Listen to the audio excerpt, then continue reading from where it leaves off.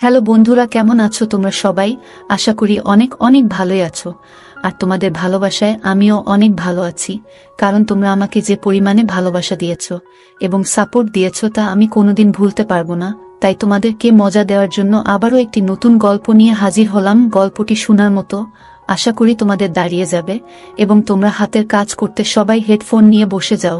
যদি আমার গল্প শুনে মজা পাও তাহলে অবশ্যই আমার চ্যানেলটি সাবস্ক্রাইব করবে। তো চলো বন্ধুরা, আমরা কথা না বাড়িয়ে আসল গল্পে চলে যাই। আমি ক্লান্ত হয়ে যখন অফিস থেকে বাড়িতে ফিরলাম, তখন দেখলাম রিমা সেজে তৈরি হয়ে দাঁড়িয়ে আছে। ও একটা গোলাপি রঙের সুন্দর পোশাক পরেছিল। ওকে দেখেই আমার সব ক্লান্তি দূর হয়ে গেল। কিন্তু যখনই ও আমাকে বলল যে ও বাবার বাড়িতে যাওয়ার জন্য তৈরি হয়েছে, তখন আমার সব মুড অফ হয়ে গেল। দেখো রিমা, তুমি কালকে যেও, আজকে আমি অনেক ক্লান্ত। আমি ওকে এড়িয়ে যাওয়ার চেষ্টা করলাম, কিন্তু ও রাত ধরে রইল। না অজয়, আমার মায়ের কথা অনেক মনে পড়ছে। প্লিজ তুমি আমাকে দিয়ে আসবে, চলো। ওর কথা শুনে আমি হ্যাঁ করে দিলাম। মাত্র 1 মাস হয়েছে আমাদের বিয়ে হয়েছে, আর ও প্রায় প্রতি সপ্তাহতেই বাবার বাড়িতে যেত, কিন্তু তাতেও ওর মন ভরত না। কিন্তু আমি বা কি করব, আমি যে রিমাকে অনেক বেশি ভালোবেসে ফেলেছিলাম, তার জন্য ওর কোনো কথাকে এড়িয়ে যাওয়া আমার জন্য মুশকিল হয়ে যেত। তার জন্য বাধ্য হয়েই আমি ওকে একটু অপেক্ষা করতে বললাম, আর তারপরে হাত মুখ ধুয়ে ফ্রেশ হয়ে আমি ওকে ওর বাবার বাড়িতে দিয়ে এলাম। ও বলল রাতে এসে ওকে নিয়ে যেতে। আমি অনেক ক্লান্ত ছিলাম, তাই তাড়াতাড়ি বাড়িতে চলে এলাম। আজকে আমার শরীরটা ভালো মনে হচ্ছে না, কিন্তু রিমাকে আমি এইসব কথা কিছু বলিনি। আমি যেই আমাদের বাড়ির গেটের সামনে আমার গাড়িটা দাঁড় করালাম, তখন আমার চোখ গেল আমার পাশের বাড়ির ছাদের দিকে। চোখ যেতেই আমি হঠাৎ আশ্চর্য হয়ে গেলাম। ছাদে একটা পোশাক ছিল, আর এই একই পোশাক আমি এইমাত্র রিমাকে পরে থাকতে দেখেছি। একদম একই রং, একই প্রিন্ট। আমি অনেকক্ষণ সময় নিয়ে পোশাকটা দেখছিলাম। কি অদ্ভুত মিল দুইটা ড্রেসের মধ্যে। আমি মনে মনে ভাবলাম হয়তো রিমা আর পাশের বাড়ির বৌদি একসাথে শপিং করে একই রকম পোশাক কিনেছে। আমি এইসব ভাবছিলাম, যেই দারোয়ান এসে গেট খুলল, আমি গাড়ি নিয়ে ভিতরে চলে গেলাম। বাড়ির কাজের লোককে বললাম কেউ যেন আজকে আমাকে বিরক্ত না করে। আজকে আমি একটু বিশ্রাম নিতে চাই। সেই দিন আমি ওই ব্যাপারে আর বেশি কিছু ভাবলাম না। অনেক সময় এরকম অদ্ভুত মিল হয়েই যায়। আমি রাতে রিমাকে বাড়ি ফিরিয়ে নিয়ে এলাম, কিন্তু ওকে আমি এই কথাটা বলতে ভুলে গেলাম যে ওর মতো একই পোশাক পাশের বাড়ির বৌদির কাছেও আছে। কিন্তু আমি এটা ভাবিনি যে 2 দিন পরে এমন কিছু ঘটনা ঘটবে যার কারণ বুঝতে না পেরে আমি হয়রান হয়ে যাব। 2 দিন পরে রিমা আমাকে বলল ও আবার বাবার বাড়ি যেতে চায়, কারণ ওর মায়ের শরীরটা ভালো নেই। এইবার ও একটা নীল রঙের অনেক সুন্দর পোশাক পরেছিল। আমি অনেক ভালোবেসে ওকে দেখছিলাম। ওকে দেখতে আজকেও অনেক সুন্দর দেখাচ্ছে। কিছুক্ষণ পরে আমি ওকে ওর বাবার বাড়িতে দিয়ে এলাম। কিন্তু যখনই আমি বাড়িতে ফিরে এলাম, আমি আবার অবাক হয়ে গেলাম, কেননা আমার পাশের বাড়ির ছাদে আজকেও ওই একই পোশাক ছিল যেটা রিমা আজকে বাবার বাড়িতে যাওয়ার সময় পরেছিল। এটা কি করে সম্ভব? আমার অনেক অবাক মনে হচ্ছে। কিন্তু এইবারও আমি ভাবলাম এমন মিল হতেই পারে। আমি আমার কাজে মন দিলাম। কিন্তু যখন তৃতীয়বার একই ঘটনা ঘটল, তখন আমার চিন্তা ভাবনা সন্দেহে পরিণত হলো। এইরকম হচ্ছে না তো যে রিমা নিজের বাবার বাড়ি যাওয়ার নাম করে আমাদের পাশের বাড়িতে যাচ্ছে? কিন্তু এটা কি করে সম্ভব? আমি ওকে নিজে ওর বাবার বাড়িতে দিয়ে এসেছি, আর ওর বাবার বাড়িটা অনেকটা দূরে। এত তাড়াতাড়ি ওর পক্ষে আসা কি করে সম্ভব? কিন্তু সেই দিন আমি আর থাকতে পারলাম না। আমি সত্যিটা জানার জন্য গাড়ি নিয়ে আমার শ্বশুর বাড়ির দিকে দৌড়লাম। আমি ওখানে গিয়ে দেখলাম রিমা ওই পোশাকটাই পরে আছে। আমাকে দেখে অবাক হয়ে পড়ল। অজয়, তুমি এখনো যাওনি? আমি একটু লজ্জা পেলাম আর মনে মনে নিজেকে দোষ দিতে থাকলাম। আমি কত বোকা বোকা চিন্তা ভাবনা করছিলাম। রিমার বাবার বাড়ি তো আমাদের বাড়ি থেকে অনেক দূরে, তাই এত অল্প সময়ের মধ্যে ও কি করে সেখানে যাবে? আমি মনে মনে নিজেকে বকা দিলাম, আর সেখান থেকে চলে এলাম। এবার মন দিয়ে আমি আমার পাশের বাড়ি অর্থাৎ অসীমদের বাড়ির দিকে দেখলাম, যেখানে ওই পোশাকটা এখনো ছিল। 1 মিনিটের জন্য আমি স্থির হতে পারছিলাম না। অবাক রকমভাবে মিল 1 বার বা 2 বার হতে পারে, কিন্তু বারবার হতে পারে না। কিন্তু এই বিষয়টা মুখে আনতেও আমার ভয় করছিল। আমার বিয়ের বেশি দিন হয়নি, আর রিমা এইসব কথা জানতে পারলে হয়তো চিন্তা করবে। এইসব ভেবে আমি কাউকে কিছু না বলে চুপ করে গেলাম। আমি সেই দিনটার কথা ভাবছিলাম, যেই দিন আমার বিয়ে হয়েছিল। আমি রিমাকে আমার বউ করে বাড়িতে নিয়ে এসেছিলাম। সেই দিনই আমার প্রতিবেশী অসীম আমার বাড়িতে আমাকে শুভকামনা জানাতে এসেছিল। ও আমার কাছে ক্ষমা চেয়েছিল আমার বিয়েতে আসতে পারেনি বলে, কারণ সেই দিন ওরও বিয়ে ছিল। ওর কথা শুনে আমি অনেক অবাক হয়েছিলাম, সত্যি তাই। আমি ওকে ধরে ওকেও শুভকামনা জানিয়েছিলাম, আর ওর আনা মিষ্টির প্যাকেট থেকে একটা মিষ্টি ও আমাকে খাইয়েছিল। ও নিজের বিয়ের জন্য অনেক খুশি ছিল। খুশি তো আমিও অনেক ছিলাম। আমারও তো অ্যারেঞ্জ ম্যারেজ হয়েছিল রিমার সাথে। যখন আমি প্রথম রিমাকে দেখেছিলাম সেই মুহূর্তেই আমি ওকে মন দিয়ে ফেলেছিলাম। ও আমার সেক্রেটারি মিতালির সাথে দেখা করতে আমার অফিসে এসেছিল। ও আমার সেক্রেটারি মিতালির বন্ধু ছিল। দুইজনে শপিং করার পরে একসাথে লাঞ্চে যাবে, যে কারণে মিতালি আগে থেকেই আমার থেকে ছুটি নিয়ে রেখেছিল। ভাগ্যক্রমে সেই সময় কিছু একটা কাজের জন্য আমি বাইরে যাচ্ছিলাম। যেই আমি আমার কেবিন থেকে বের হলাম তখনই সাথে সাথে আমার চোখ গিয়ে পড়ল রিমার উপরে। আমি ওকে দেখে ওর দিকে তাকিয়েই রইলাম। এইভাবে আমি ওকে দেখছি দেখে ও কেমন একটু হয়ে গেল। আমি সাথে সাথে আমার চোখ সরিয়ে নিলাম। আমি না চেয়েও সেইখান থেকে বাইরে বেরিয়ে গেলাম। আর যেই আমি পিছনের দিকে ঘুরে দেখলাম ওরা দুইজনও কথা বলতে বলতে আমার পিছনেই আসছিল। রিমা মিতালির কোনো কথা শুনে অনেক হাসছিল, আর ওর লম্বা চুল হাওয়াতে উড়ে ওর মুখের উপর পড়ছিল, যেটা ও বারবার সরাচ্ছিল। আমি সুযোগ বুঝেই মিতালিকে বললাম, যদি তোমরা চাও তাহলে আমি তোমাদের লিফট দিতে পারি, কেননা আমিও ওই দিকেই যাচ্ছি। আমি মিথ্যে কথা বললাম। আমি সেই দিকে যাচ্ছিলাম না যেদিকে ওদের প্রোগ্রাম ছিল, কিন্তু কি করব, মনের কাছে হার মেনে আমি সেটা বলেছিলাম। আমার কথায় মিতালি অনেক খুশি হলো আর রিমার হাত ধরে নিয়ে আমার গাড়ির ভিতরে বসে পড়ল। কিন্তু রিমা একটু খারাপ কিছু মনে করেই গাড়ির ভিতরে বসেছিল। আমার মন তখন হাওয়ায় উঠছে। আমি পিছনের আয়না দিয়ে আমি ওকেই দেখে যাচ্ছিলাম। আর আমি সেই দিনই ঠিক করে নিয়েছিলাম যে আর কাউকে নয়, শুধুমাত্র রিমাকেই আমি আমার জীবন সাথী বানাবো। আমি ওর ভালোবাসায় এতটাই পাগল হয়ে গেছিলাম যে একটুও ধৈর্য ধরতে পারলাম না। আর 2 দিন পরেই আমি মিতালিকে সবকিছু বলে দিলাম। ও আমার কথা শুনে অনেক খুশি হলো। ওই আমাকে বলল যে রিমা একটা মধ্যবিত্ত পরিবারের মেয়ে, আর ও চাকরি করে নিজের বাবা মাকে ও নিজের ভাই বোনেদের দেখাশোনা করে। মিতালি ওর পরিবারকে নিয়ে আমার কোনো সমস্যা নেই। আমার ওকে অনেক পছন্দ হয়েছে। তুমি আমাকে বলতে পারো আমি কবে ওর বাড়িতে যেতে পারি? আমি জিজ্ঞাসা করলাম। ও আমাকে তাড়াতাড়ি জানাবে কথা দিল। আর এইভাবে কিছুদিন পরে আমি আমার মাকে নিয়ে রিমাদের বাড়িতে চলে গেলাম। ওনারা আমাদের অনেক ভালোভাবে স্বাগতম জানিয়েছিলেন। আর প্রথম দেখাতেই বিয়ে ঠিক হয়ে গেল। আমার তো খুশির সীমা ছিল না। মা ও বিয়ের জিনিসগুলো জোগাড় করতে ব্যস্ত হয়ে গেল। মা আমার সাথে থাকতো না। ওনার নিজের বাড়ি ছাড়া অন্য কোথাও মন বসত না। আমি চাকরি সূত্রে বোম্বেতে থাকতাম। একটা বড় কোম্পানিতে অনেক বড় একটা পোস্টে আমি চাকরি করতাম। আর এই বাড়ি গাড়ি সবই কোম্পানির দেওয়া ছিল। আমি অনেক ভালো স্যালারি পেতাম, সাথে বিভিন্ন বোনাসও ছিল। আর যদি কখনো কাজের সূত্রে দেশের বাইরে যেতে হতো তাহলে কোম্পানি আরও বেশি টাকা দিত। আমি আমার চাকরি এবং লাইফস্টাইল নিয়ে অনেক সন্তুষ্ট ছিলাম। আর যখন থেকে রিমা আমার জীবনে এসেছে তখন থেকে মনে হতো জীবনের কোনো পাওয়া কিছুই অসম্পূর্ণ নেই। আমি সবসময় ভগবানকে ধন্যবাদ জানাতাম। রিমাও সবসময় আমার খেয়াল রাখত। আর ও সব দিক থেকে আমার একজন যোগ্য জীবন সাথী ছিল। কিন্তু যবে থেকে এই পোশাকটার রহস্যটা শুরু হয়েছিল তবে থেকে আমার রাতের ঘুম উড়ে গেছিল। এখন তো আমি রিমার সাথে ভালো করে কথা পর্যন্ত বলতে পারতাম না। ও যখনই বাবার বাড়িতে যাওয়ার কথা বলতো আমার ওর উপরে অনেক রাগ হয়ে যেত। একদিন তো আমি আওয়াজ করে উঠলাম, সারাদিন শুধু বাবার বাড়ি যাওয়ারই চিন্তা করো, তুমি একবারও ভাবনা যে আমি কি চাই। আমি অনেক আওয়াজ করে কথা বলছিলাম, যেটা শুনে ও ভয় পেয়ে গেল। তোমার কি হয়েছে অজয়? আমি কি কোনো ভুল করেছি? ও হঠাৎ করেই কাঁদতে শুরু করলো। আর ওর সুন্দর মুখে এমন ভয় ফুটে উঠল যেন ও কোনো ভূত দেখে নিয়েছে। ওকে এমনভাবে কাঁদতে দেখে আমার মন নরম হয়ে গেল। আর আমি আমার ব্যবহারের জন্য ওর কাছে ক্ষমা চাইলাম। আর কিছুক্ষণ পরে আমি ওকে ওর বাবার বাড়িতে দিয়ে এলাম। কিন্তু আসার সময় সেই একই পোশাক আমি অসীমের বাড়ির ছাদে দেখলাম। এইবার আমার ভয় করতে থাকলো।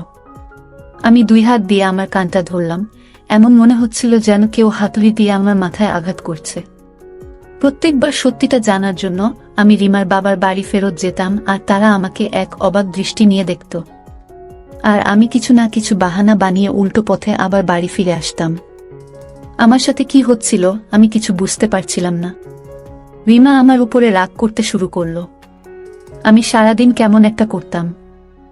অফিসের সবাই আমার বিরুদ্ধে অভিযোগ করতে থাকলো।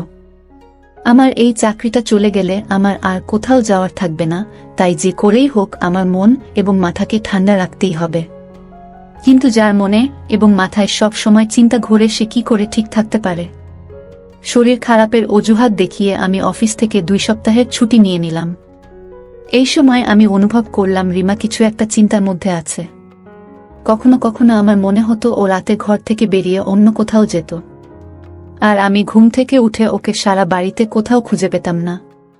আর তারপরে আমি যখন ঘরে ফিরতাম দেখতাম ও বিছানায় শুয়ে আছে। একদিন রাতে ওকে আমি ঘুম থেকে জাগিয়ে জিজ্ঞাসা করলাম, রিমা তুমি কোথায় গেছিলে? অজয় তুমি দেখতে পাচ্ছ না? আমি তো ঘুমাচ্ছিলাম। বরং তুমি হয়তো বাইরে থেকে ঘরে এলে। রিমা আমাকে এই সন্দেহের চোখে দেখতে শুরু করছিল। ওর কথা শুনে আমি চুপ হয়ে গেলাম, আর কিছু উত্তর না দিয়ে নিজের জায়গায় শুয়ে পড়লাম। হতে পারে হয়তো আমি কোনো স্বপ্ন দেখছিলাম। ওই দিনের পর থেকে রিমা কেমন যেন আনমনা ছিল। আমি তাকে জিজ্ঞেস করলাম, তোমার কোনো সমস্যা হয়েছে? সে অন্যভাবে আমার দিকে তাকালো আর বলল, অজয় তোমার কি হয়েছে? তুমি মানসিকভাবে সুস্থ আছো বলে আমার মনে হচ্ছে না। ও যখন আমাকে এইভাবে দেখতো আমি আমার মাথা ধরে বসে পড়তাম। ও তো ঠিকই বলছে, আমি আজকাল ভুল কথাই তো বলছি। এইবার আমি ঠিক করেছিলাম এই রহস্য আমি জেনেই ছাড়ব। এবার আমি রিমাকে বাবার বাড়িতে দিয়ে আসার পরে দেখলাম প্রত্যেকবারের মতো এবারেও অসীমের ছাদে রিমার পোশাকের মতো হুবহু বেগুনি রঙের পোশাক আছে। কিছু একটা চিন্তা করতে করতে আমি ভিতরে গেলাম আর সোজা সিঁড়ি দিয়ে ছাদে উঠে গেলাম। আমাদের আর অসীমদের ছাদ একদম পাশাপাশি ছিল। আমি একটু এদিক ওদিক দেখে অসীমদের ছাদে চলে গেলাম। তার পোশাকটা হাত দিয়ে দেখলাম। ওটা এখনই পরিষ্কার করে দেওয়া হয়েছিল, ওটা দিয়ে পানি পড়ছিল। আমি পোশাকটা হাত দিয়ে দিলাম আর অনেক খারাপভাবে পোশাকটাকে দেখছিলাম।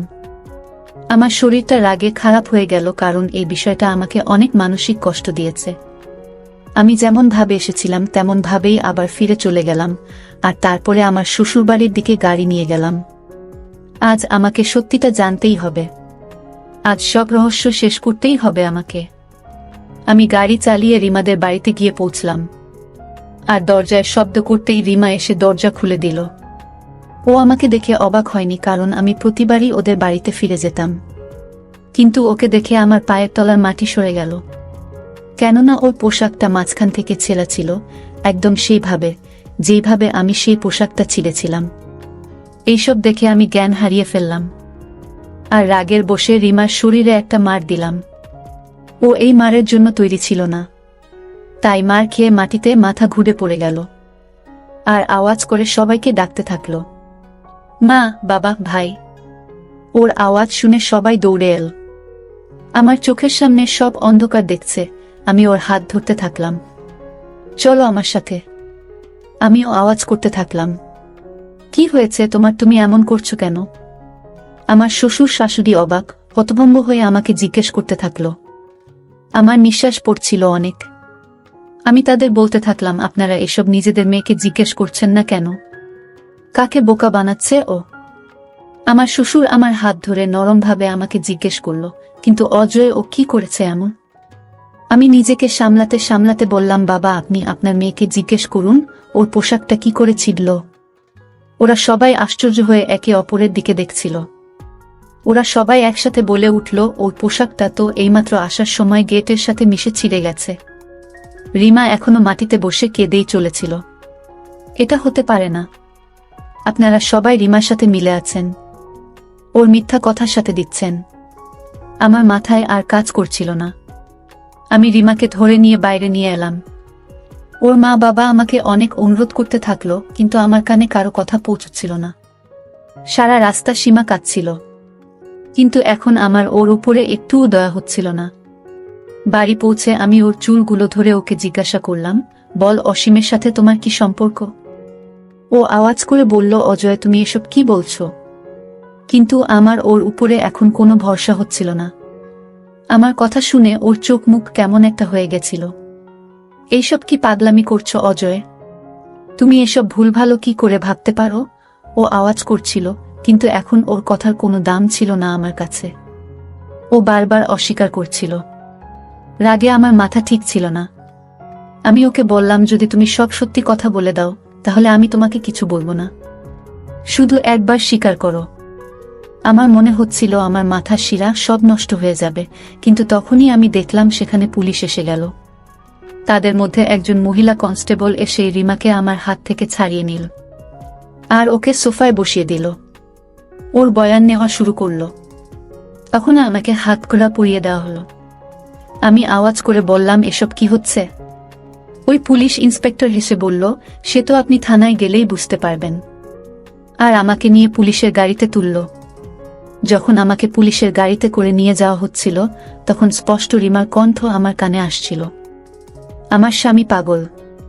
প্রথম দিন থেকে এ পাগলামি করে চলেছে। রিমা পুলিশদের এসব কথা বলছিল। আমি আমার নিজের কানকে বিশ্বাস করতে পারছিলাম না। রিমা যাকে আমি আমার মন প্রাণ দিয়ে চেয়েছিলাম, সে এসব কি বলছে? জেলের ভিতর আজ আমার দ্বিতীয় দিন ছিল, আর রিমা আমার কোনো খবর পর্যন্ত নেয়নি। রিমা যেসব কথা পুলিশদের বলেছিল সেসব কথা আমার একটু বিশ্বাস হচ্ছিল না। যে আমি নাকি পাগল, আমার নাকি পাগলামির রোগ আছে, তাই জন্য আমি ওর উপর অত্যাচার করি। ও বলছিল ওই কথা কখনো ওর বাবা মাকে বলেনি। ওর বাবা মা সব নিজের চোখে দেখেছে। আর সব থেকে অবাক করা ব্যাপার এটা ছিল যে ওই দিন রাতে অসীম পুলিশকে ফোন করেছিল, যে আমার পাশের বাড়ির ছেলে ছিল, আর যার কারণে এসব সমস্যা শুরু হয়েছিল। আমি কোনো কিছু ভেবে কুল কিনারা পাচ্ছিলাম না। এসব কি ছিল কিছু বুঝতে পারছিলাম না। রিমা আমার বিরুদ্ধে কেস ফাইল করেছিল, আর জানি না কত কি দোষ দিয়েছিল। আমার বাবা মা অনেক চেষ্টা করছিল, কিন্তু আমার জামিন হচ্ছিল না। মামলা অনুসারে আমার মেডিকেল চেকআপ হওয়ার কথা, আর রিপোর্ট আসার পরেই আমার জামিন হতে পারে। আর 2 দিন পরে যখন মনোরোগ বিশেষজ্ঞ আমাকে প্রশ্ন করলেন, তখন আমি তাকে সব ঘটনা খুলে বললাম, যেটা শুনে তিনিও আমার দিকে এমনভাবে দেখছিলেন যেন সত্যিই আমি কোনো পাগল। আর ওনার এইভাবে তাকানোতে আমি হঠাৎ রেগে উঠলাম, আর রেগে গিয়ে ওনাকে জিজ্ঞেস করলাম, আপনার কি মনে হয় আমি সত্যি সত্যি পাগল? উনি আমাকে বোঝাতে থাকলেন, দেখুন মিস্টার অজয়, আপনি যে ঘটনাটা বলছেন সেটা অবাস্তবা পোশাকে অদ্ভুত মিল একবার কিংবা 2 বার হতে পারে, বারবার নয়।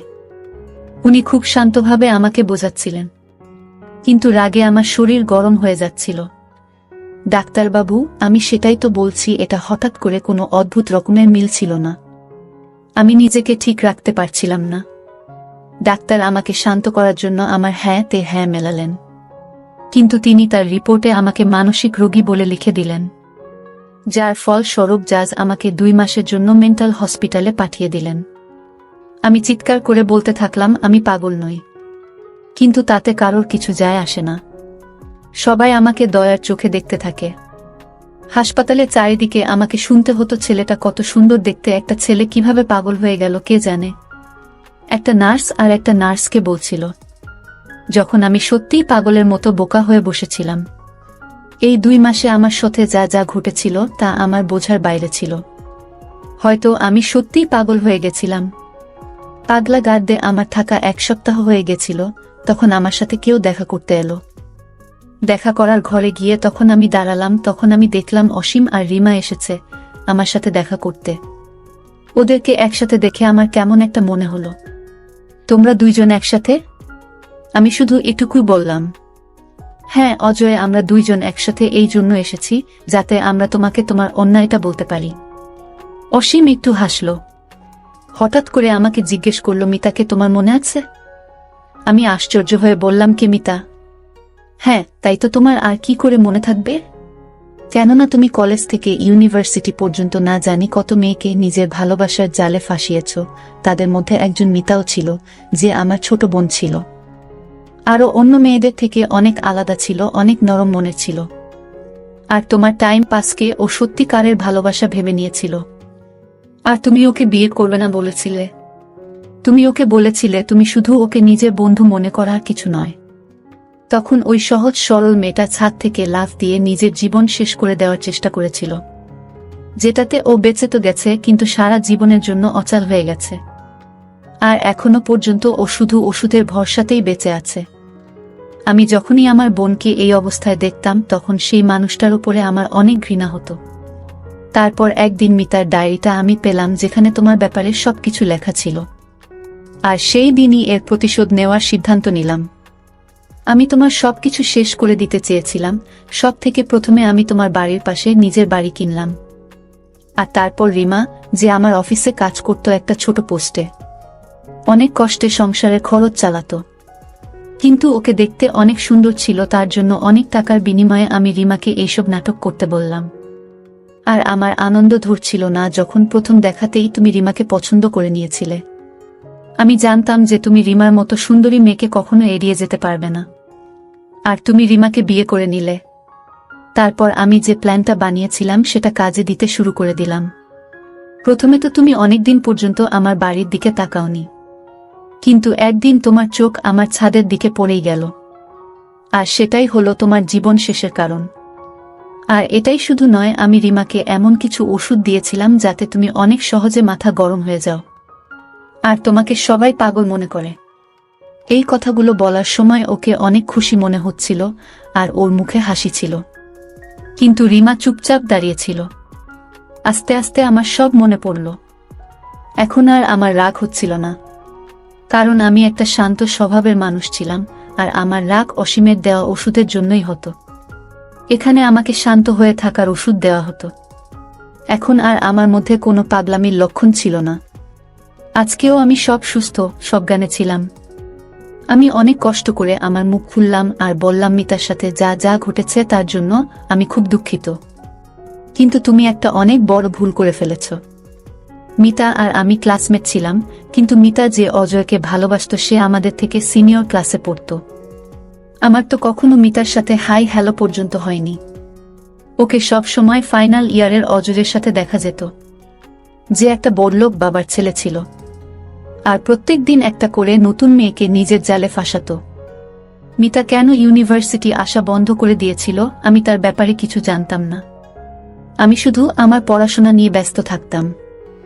আর যখন তুমি মিতার ডায়েরিতে অজয় নামটা দেখলে, তখন দুর্ভাগ্যবশত ওর ক্লাসে যে অজয় ছিল সেটা আমি ছিলাম। তুমি শুধু ওর ক্লাসের কথা ভেবে আমাকে সন্দেহ করলে যে আমি সেই ছেলে অজয়, আর এসে গেলে আমার জীবনটা শেষ করতে। কমপক্ষে একবার কাউকে জিজ্ঞেস তো করে নিতে পারতে যে মিতার সাথে কোনো ছেলেটা থাকতো। এত ঝড় সামলে আমার শরীরের অবস্থা ভালো ছিল না। আমি সেই অন্যায়ের শাস্তি পেয়েছিলাম যেটা আমি করিনি। আমার কাহিনী শুনে অসীম ও রিমা অবাক হয়ে গেছিল, ওদের মুখগুলো দেখার মতো ছিল না। কিন্তু আমি সন্তুষ্ট ছিলাম যে আমি কোনো অন্যায় করিনি। সেদিন ওরা দুইজন চলে গেল। তার 2 দিন পরে আমাকে ছেড়ে দেওয়া হলো। অসীম, রিমা নিজেদের দোষ স্বীকার করে নিয়েছিল। যখন আমি এটা জানতে পারলাম তখন তাড়াতাড়ি আমার উকিলের সাথে কথা বললাম। ওদেরকে ক্ষমা করে দিলাম। আমি জানতাম ওরা অপরাধ করেছে, কিন্তু রিমা অভাবে পড়ে এমন কাজ করতে বাধ্য হয়েছে। ও নিজের অসুস্থ বাবার ওষুধের খরচ ও ঘরের খরচ চালাতে পারছিল না, আর অসীমের মাথায় প্রতিশোধের রাগ ছিল, তাই এ কাজ করেছিল। আমি আমার বাড়িতে ফিরে এলাম, কিন্তু এসে অবাক হয়ে উঠলাম যখন দেখলাম রিমা আমার জন্য অপেক্ষা করছে। রিমা, তুমি এখানে? হ্যাঁ অজয়, আমি তোমার অপরাধী, আমাকে ক্ষমা করে দাও। আর তোমার মনে যদি আমার জন্য একটুও জায়গা থাকে তাহলে তোমার জীবন থেকে আমাকে বের করে দিও না। আমি তোমাকে ভালোবেসে ফেলেছি অজয়, তোমার মতো মানুষ আমি আজ পর্যন্ত আমার জীবনে দেখিনি। আমি তোমাকে হারাতে চাই না। ও কাঁদতে কাঁদতে আমার পায়ে পড়ল। ওর সারা শরীর কেমন একটা করছিল। আমি ওকে হাজার ঘৃণা করার চেষ্টা করি, কিন্তু ওর এক ফোঁটা চোখের পানি আমার মনকে নরম করে দিত। ও এখনো আমার মনের মানুষ ছিল। আমি ওকে হাত ধরে উঠালাম, ওর চোখ মুছিয়ে দিলাম।